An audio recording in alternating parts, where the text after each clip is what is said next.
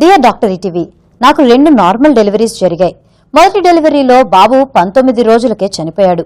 తరువాత బాబు పుట్టాడు. ఇప్పుడు బాబుకి సంవత్సరం. కానీ నాకు పొత్తికడుపు చాలా ఎత్తుగా ఉంది. పొత్తికడుపు నార్మల్గా రావాలంటే ఏ నియమాలు పాటించాలో తెలియచేయండి అంటూ అడుగుతున్నారు. ఈ ప్రశ్నకి గైనకాలజిస్ట్ డాక్టర్ భావన గారు సమాధానం అందిస్తారు. మీకు ఇంతకు ముందర ప్రీమెచ్యూర్ డెలివరీస్ అయినాయి కాబట్టి మళ్ళీ ప్రెగ్నెన్సీ వస్తే ప్రీమెచ్యూర్ డెలివరీ అయ్యే ఛాన్స్ ఆల్మోస్ట్ 20 to 30% ఉంటుంది. మీరు అడిగిన విధానంగా పొట్ట లావుగా ఉండడం ప్రీమెచ్యూర్ డెలివరీకి, పాలు ఇచ్చిన దానికి ఇవ్వకపోయిన దానికి సంబంధం లేదు. డెలివరీ అయిన తర్వాత ఎవరికైనా గెయిన్ అయిన వెయిట్ అంతా ఒక 6 నెలల్లో తగ్గడం జరుగుతుంది.